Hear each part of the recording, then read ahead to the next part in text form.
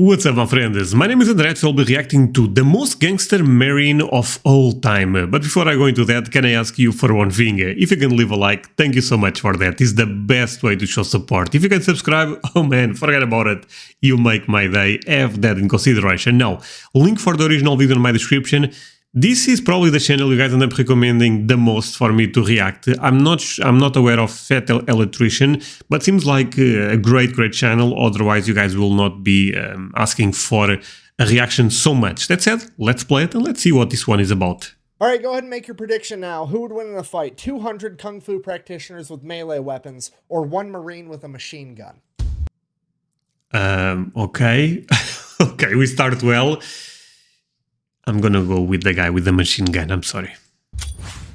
Today we're talking about the most gangster Marine ever. A man so remarkable that General Lejeune himself would declare him to be the most outstanding Marine of all time. A man that was so fierce on the battlefield that General Smedley D. Butler, one of only 2 Marines to ever receive the Medal of Honor twice, would declare him to be the fightingest Marine he ever knew. Ladies and gentlemen, the only other Marine to receive the Medal of Honor twice, Sergeant Major Dan Daly. Born in New York on November... So, Dan Daly. Okay. I will try to remember the name. 11th, 1873, Dan Daly would grow up competing as an amateur boxer as well as working as a paperboy. And while working as a paperboy might seem like the useless details you throw in at the beginning to humanize the main character, in this case, it's anything but, because him working as a paperboy would create a butterfly effect through time that would change the US military as a whole. You see, you gotta remember that this is the late 1800s and information and news didn't spread the same way it does today, so working as a paperboy back then meant that he always got the newspaper, meaning that he had more information at his fingertips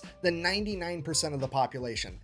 This is actually true. I mean, I never thought about that, but different times, so I imagine being a paperboy could be really good on that sense. Because of this, he would be able to closely follow the exploits of future President Theodore Roosevelt and his famous Rough Riders all throughout the Spanish-American War. And this would go on to be his inspiration to join the US Marine Corps, hoping that he too would be able to fight in the Spanish-American War. So that's exactly what he would do on January 10th, 1899, when Dan Daly would enlist in the United States Marine Corps at the age of 16 years old, coming in at only 5'6" and 135 pounds. But hey, as the old adage goes, it's not about the size of the dog in the fight, it's about the size of the fight in the dog. The real problem here wasn't his stature, but the fact that he joined to fight in the Spanish-American War, and the Spanish-American War ended on December 10th, 1898, exactly. Okay, that's not good. You have one goal in mind, yeah, the war is over. 1 month prior to his enlistment date, but the news hadn't spread that far yet, so he ships off to training anyways. So fast forward, he finishes up training, realizing the Spanish-American War is over. He's kind of like, meh, I mean, the Spanish got off lucky, can't help it. I mean, let's face it, I'm gonna get the action I'm looking for at some point, right? This is America. We've been a country for like 124-ish years at this point. We've been not in armed conflict for all of like 45 seconds at this point. Surely something's gonna pop up soon. So he ends up getting put on ship duty over in the Asiatic fleet on the USS Newark. And sure enough, like after a month of being there, the Boxer Rebellion breaks out, and guess whose ship is the closest one to be able to respond? Dan Daly. Oh boy. All right, real quick, oversimplified explanation of what the Boxer Rebellion is in case you have absolutely no idea. At this point in time, China had really just been opened up to the rest of the world, and foreign influence is just flooding in. You have Western businesses going in there trying to make money. You've got Western governments going in there being like, hey, you guys want some democracy? And then you had missionaries going in there also trying to spread Christianity. And all of this influence came so fast, so quick, that a large portion of the Chinese population felt that it was too much, too soon, and they started to push back and started a nationalist movement. Part of this nationalist movement was a kind of makes sense on China, I guess. Bunch of young men that practiced Kung Fu. Now, to somebody from the West, Kung Fu looks an awful lot like shadow boxing, so they just referred to these young men as boxers, hence the term Boxer Rebellion. These boxers got together, started their own little club called the Society of the Righteous and Harmonious Fist, and then proceeded to run around beating... Wait, don't tell me that they thought Kung Fu would be enough to stop Marines from the US. Please don't tell me that. Because they will have a rude awakening. The shit out of and or killing every foreign diplomat, businessman, and missionary they could find. And it is at that point that the Marines get sent in. So Private Daly and the rest of the Marines show up to Peking, China, which would later go on to become known as Beijing, the capital of China, at which point they promptly and immediately take over a large legation center on the southern border wall of the city, known as the Tartar Wall. They then gather up all the refugees they can find, get them inside the legation center, and set up a defensive perimeter. Things are going well, now we're just waiting for reinforcements. Problem, hours and hours go by, the reinforcements don't show up, and it's about to be dark out. So at this point, the Marine leadership's thinking like, hey, the reinforcements are definitely on the way, they wouldn't just leave us here, which means the reinforcements have gotten lost because, I mean, let's face it, if there was ever a time or a place where the directions of go to the giant building on the big fucking wall wasn't specific enough, it would be in China, right? I mean, they're known for their big ass walls. It's kind of their thing. So they're lost out there. We need to go find them before nighttime. Otherwise, they're going to get ambushed by like 1,000 of these kung fu guys and they're all going to get killed. So we're all going to leave. Okay. I'm loving this guy. Now I'm realizing why I got... This was probably not this video in specific, but this channel was the channel you guys ended up requesting me the most to react. Yeah. Do you guys agree with me that he has a great... He goes very fast, but he is really good at storytelling, I feel like. Do you agree? Do you guys agree with me? Leave one in the chat if you agree, and if you want me to react to more stuff from him. Leave two if you live in Japan. I don't know. Leave, go find the reinforcements, and come back. Private Daly, you're going to stand guard here by yourself. Now, I don't know what the logic was behind this. Against all the kung fus. Okay, so this is why... The question was 100 kung fu pandas versus one guy with a machine gun. I'm going with Daly. I don't know if it was like, 100%. fuck Private Daly, he's the new guy, he can have the shitty job, or if it was like, hey, Private Daly's a new guy, this mission's really dangerous, let's leave him here where it's safe, or maybe they knew he was the main character and that he had plot armor. I have no idea. Either way, Private Daly is now effectively playing goalie for America for all of these refugees. So sure enough, like an hour after all the other Marines leave, hundreds of Boxer rebels show up and they're looking for a fight. Now, a couple of them have guns like muskets and stuff, really outdated weaponry. By and large, they're all carrying traditional Chinese martial arts weapons like swords, bow staffs, what have you. Some of them are even just rocking the old meat mittens, but they're looking for a fight either way. And this is shaping up to be one of the most ridiculous battles of all time. I mean, this is the type of stuff you get drunk at the bar and ask your buddy, like, hey, you think you could take on all 300 Spartans if you had a machine gun? Like, that's exactly what's about to go on here. I mean, in one corner, you've got an 18-year-old Marine with a machine gun, and in the other corner, you have 200 martial artists with, like, bow staffs and shit. You literally have... Okay, but that's crazy. 200... Okay, is this a real story? Please tell me this is a real story, otherwise I will be disappointed. Oh, man. Gun fu versus kung fu, okay? And here's the kicker with the entire thing. The Society of the Righteous and Harmonious Fist legitimately and wholeheartedly believes that their martial arts training has made them impervious to bullets.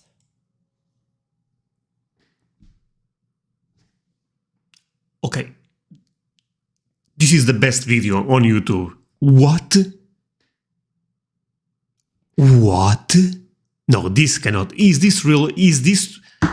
Oh my god, this is insane. The Kung Fu guys are about to find out that bullets defeat any martial art. Yeah.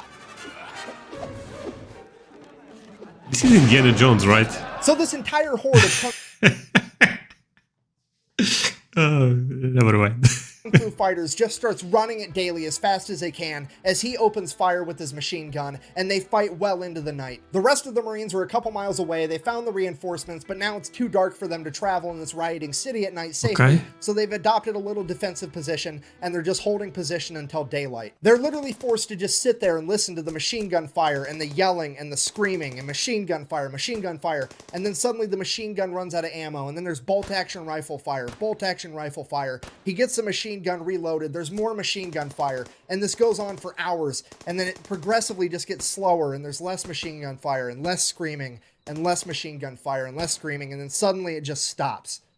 At this point, the Marines have to accept the fact that their friend has just died courageously in battle, fighting an entire mob by himself because they left him alone, and all the civilians that they've been tasked with protecting are going to be slaughtered. And now all they can do is sit there and wait for the sun to come up. So the sun comes up and the Marines start making their way back to the legation center, but they're kind of dragging their feet because, well, they know what they're going to find. They're really just there to recover the remains of Private Daly and make sure that those are taken care of. And they start making their way there, and as they get closer, they're like, Man, Private Daly really took out a lot of these guys. That's impressive. And they get closer and like, holy shit, he took out a ton of these guys. This is the most aerodynamic mass grave I've ever seen. Right. And they get to the top of the wall, and there's Private Daly smoking his pipe, leaning up against his machine gun, and they're like, holy shit, you made it. He's like, yeah, why wouldn't I? Well, we heard the machine gun stop firing, and we just assumed that you'd been killed. He's like, no. I only quit firing because they quit coming. Daly. Okay.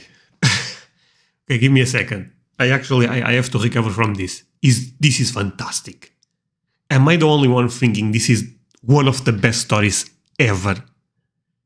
You guys, okay. You guys need to make a movie out of this guy. Why America never made a movie out of this guy?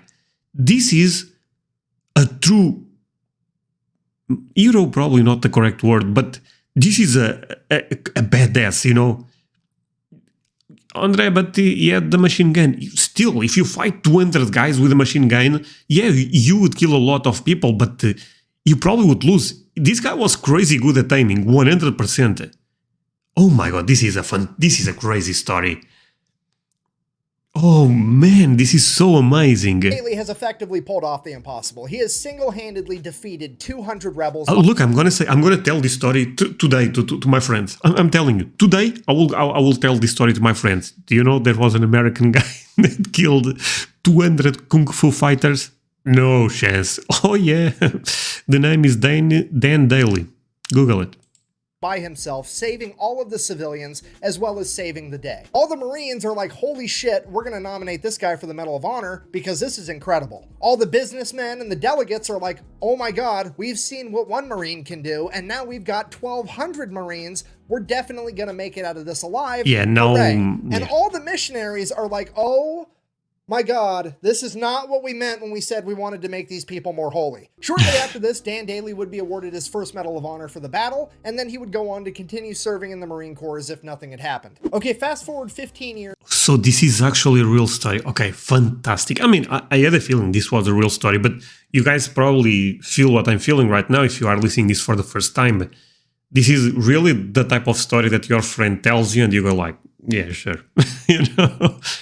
Now, Gunnery Sergeant Daly has been involved in every military conflict the U.S. has for the past 2 decades. He is one of the most experienced combat veterans in the entire U.S. military, and he is a living legend in the Marine Corps. And on October that's 24th of amazing. 1915, Gunnery Sergeant Daly would find himself leading a platoon of men through Haiti during the Cocos Rebellion. Just after his entire company would cross a river, his entire company would be attacked on all 3 sides by over 400 Cocos rebels, forcing them to retreat back into the river. And while doing so, the horse carrying the crew-served machine gun would be shot and sink to the bottom of the river, as the remaining Marines continued to cross the river before adopting a defensive position to repel the attack until nightfall. It is now pitch black outside, and Gunnery Sergeant Daly knows as soon as the sun comes up, they are going to get attacked again, and the only chance they have is to get that machine gun back from the bottom of the river. So he takes off by himself in the dark of night, goes all the way back to the river, and just begins diving to the bottom of the river, trying to find this dead horse with the machine gun strapped to it. And after hours of trying, he finally finds this horse,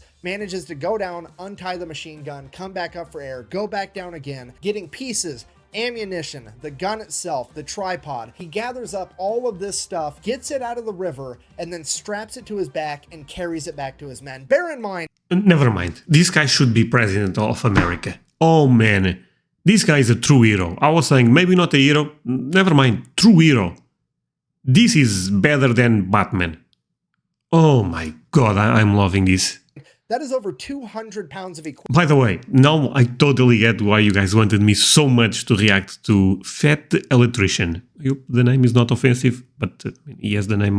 You guys are the point, right? And this guy is 5'6", 135 pounds, but he gets it done anyways. Now, Marines believe in a couple things when it comes to a gunfight. Number 1, bring a gun. Number 2, bring friends with guns. Number 3, decide to be aggressive enough, quickly enough. If you're not picking up what I put down, I'm trying to tell you that he is not about to use this machine gun for self-defense. He's about to use this machine gun for self-offense. First thing in the morning, he gets his men together. They launch an attack first. Okay, so basically the best defense is offense. Okay, I get it. Scattering the enemy into the jungle, retreating, and Daly has effectively saved himself and all of his men, earning himself his second Medal of Honor. Fast forward to... Oh, come on. I'm sorry, you guys may think, oh, André, stop all the pauses. But I mean, I'm reacting for this for the first time. I had no idea about Daly, and this is mind blown. Do you guys feel what I'm feeling, or is this something, this happens all the time? I don't think this happens all the time. This is a crazy story. 2 years, June 1st, 1917, it's World War I, and Daly is now a first sergeant leading an entire platoon of young, inexperienced Marines into the Battle of Belleau-Wood. If you don't know the Battle of Belleau-Wood, the Germans are just rampaging through France, making a beeline right towards Paris. And at Belleau-Wood, the US Army, the Marine Corps, the French Army, and the British Army all get together to stop the German military in their tracks. Now, this made it not only a strategic battlefield, but a symbolic battlefield, because how dare you stop the mighty German military? Now they're going to hit back twice as hard just to prove that it was a fluke. Because of this, right after they stopped the German military on June 1st, the French military is like, okay, we stopped them, let's take the W and head back to Paris and we'll fight from there. We don't want to get slaughtered in this wood line by the Germans because they're pissed. And it is at this point that the Marine leadership famously responded by saying, and I quote, "Retreat? Hell, we just got here." And then the Marine Corps pretty much dons their gas masks, fixes bayonets, and proceeds to fight their ass off for the next 26 days straight. Okay, here's what I need you to understand. On paper, the Marine Corps should absolutely not win this fight. They are both outnumbered and outclassed. The German military is one of the most veteran fighting militaries on the planet at this point in time, and the Marine Corps is primarily comprised of a bunch of 18-year-old kids that have never seen combat. However, leading those 18-year-old kids is a bunch of fucking badasses like Dan Daly. Okay, this video started with him being a paperboy from New York. He is now a 45-year-old man with 2 medals of honor that has been in the Marine Corps since he was 16 years old. This man is a grizzled veteran that has been there. Okay, no kidding. After this video, I will Google this guy because I want to read more about his story. Do you guys have any recommendations for a different video about Dan Daly? Because this is... I don't have words. I mean, my English is not good enough to express what I'm feeling right now, but this is tremendous. Holy moly. There, done that, and has a t-shirt. I love that quote. Leaving, we just got there, and yeah, let's try it, even though the German army was a bit stronger, seems like. Oof. And he is about to don his plot armor and fuck shit up. So the Battle of Belleau-Wood kicks off on June 1st. Pretty much immediately, First Sergeant Daly's lieutenant gets shot, and he is now out of the fight, okay? Okay, if you don't know what that means, the officer is the one guy on the battlefield that sorta kinda pretends like he gives a fuck, and he is now gone. The regulator is off the war machine, and First Sergeant Dan Daly is now in charge of his entire company, unopposed. Fast forward, June 5th, German artillery strikes the ammunition depot, lighting everything on fire. Dan Daly leads his entire platoon in, sets the fire out, prevents all the ammunition from exploding, saves the entire battle. Fast forward 5 days, June 10th, the German machine gun squad would try to advance on Daly's company. Daly would get up by himself with nothing but 3 frag grenades and his Colt 1911, using the 3 grenades to disable the machine gun before approaching, shooting their commanding officer, killing him, and taking the other 14 Germans as prisoners of war. Fast forward a couple of hours, still June 10th, Dan Daly looks around at the faces of the young men that he's leading through this battle, and they're looking tired. They're looking like this is the worst time of their life, and it is at this point that Dan Daly decides that he needs to get aggressive enough quickly enough. This battle's effectively been a stalemate for the last 10 days, and he's had enough of this bullshit, so he gets up, walks right out into the open in this wheat field that's functioning as no man's land between the Marines and the Germans. He looks at the Germans' line, turns around, looks at his Marines, and yells, "Come on, you sons of bitches, do you want to live forever?" before charging at the German line. All of his Marines, that's Dan fucking Daly, were gonna follow him, so they charged too. In an act of pure hyper-aggression, Dan Daly's company would catch the Germans off. I would follow too, you know. I mean, I'm being real. I mean, I would trust that. I would trust that guy in my life. That guy's a hero. Off guard, and would actually manage to punch through their line, causing all the other Marines to become hyper-aggressive and attack as well, effectively setting off a chain reaction that would lead to the Marine Corps pushing the Germans all the way out of Belleau-Wood over the course of the next 16 days. Where on June 26, American High Command would receive a single telegram, and I quote, "Woods, now Marine Corps entirely," giving America its first win in World War I and the Marine Corps its new moniker. Due to the blatant hyper-aggression of the Marines, the Germans began calling them the Teufelhunden, or the Devil Dogs. And it's all because of the act. This is crazy. Look, I'm gonna be real, my friends. This is probably one of the videos I had the most fun reacting Again, I never know if these videos will do well or not, even though, again, you can help in leaving a like. But sometimes on these videos where I post too much, people get annoyed for some reason. But look, I don't care. I'm having fun. I'm being myself watching this, and that's for me enough. And this is a crazy, crazy story. One problem that I have been realizing, if I got too excited, my English starts to go down. So I hope you guys understood me clear, or at least you understood my main points. Of First Sergeant Dan Daly. After the Battle of Bellawood, Daly would continue to serve throughout World War I until on the 11th hour of the 11th day of the 11th month of 1918, the Germans would surrender, effectively ending World War I, which is why in America we celebrate Veterans Day on November 11th, which is also, by sheer coincidence, I'm sure, Dan Daly's birthday. The guy's the main character. Wow. I don't know what to tell you. So then, because Dan Daly was like the badass at the Battle of Bellawood, he gets put up for yet another Medal of Honor, potentially becoming the first man in American... I mean, this guy should have like 5 Medal of Honors. Forget 2. I mean, it seems like he's going to have 3. I mean, more than deserves. I mean, I would give him like 30, you know? In history to pull off the Medal of Honor hat trick, getting the 3-peat. Absolutely everybody that was there that day all signs off on it. His men, his chain of command, they do the paperwork, they send it off to DC to get this man his medal. Then the political side is like, no, absolutely not. We don't care if he earned it or not. It's not about getting what you deserve. It's about doing what we think is fair, and we don't think it's... What? Oh my God. You guys do not agree with this, right? The government completely screw up there. It's fair that he should get 3 medals of honor, so we're just not going to give it to him because we said so. Go fuck yourself. So instead, they go... This makes zero sense. Okay, maybe I'm overreacting to this and there is a better explanation, but this makes zero sense. I mean, this, if anyone deserves that, is this guy. Give him, I mean, he's more than fair.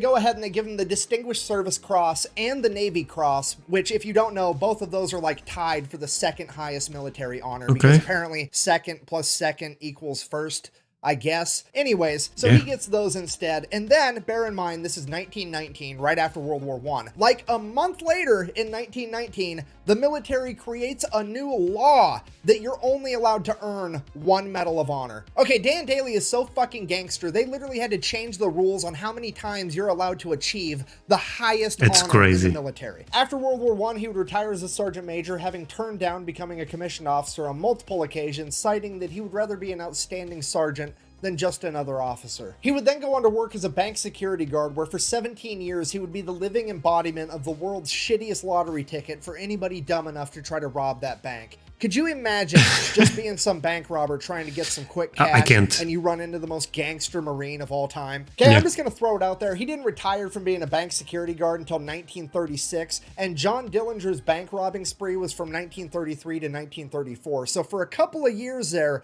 was a significantly greater than 0% chance that the world almost got the ultimate clash of the bank robbing gangster and the most gangster Marine to ever live. And I don't know that that guy that he said there that robs the banks. I'm going to go ahead and write that down in my book as the coolest thing to never actually happen. In conclusion, Mark Twain is frequently accredited with the famous quote, "It's not about the size of the dog in the fight, but the size of the fight in the dog," when in reality, it wasn't Mark Twain that said that first. It was actually Dwight D. Eisenhower, 5-star Army general and the 34th President of the United States. Somebody that would have known good and well who Sergeant Major Dan Daly was. And I think that maybe, just maybe, he had that 5'6", 135-pound devil dog on his mind when he came up with that quote. Thank you for watching. Best way to support the channel is go buy some merch at the Fat Dude, this was insane. Whack bang. Out. I cannot believe that my favorite character from Starship Troopers is actually based off Dan Daly, and I had no idea. Come on, you ape! You want to live forever? I expect the best, and I give the best. Okay. Here's the beer. Okay, so this was a tremendous video. I really hope you guys end up enjoying this one. Sometimes when I have too much fun, I'm not sure if my reaction was the best or not. I have to be open with you. But I enjoyed this a lot. And yeah, leave a like, check the Fat Electrician also channel, seems like amazing content. And if there is a video from his channel that you guys would love me to react, just leave a comment, and I would take a look for sure. So, my friends, is everything for today. Leave a like, subscribe, all the good stuff. See you guys next time. Bye.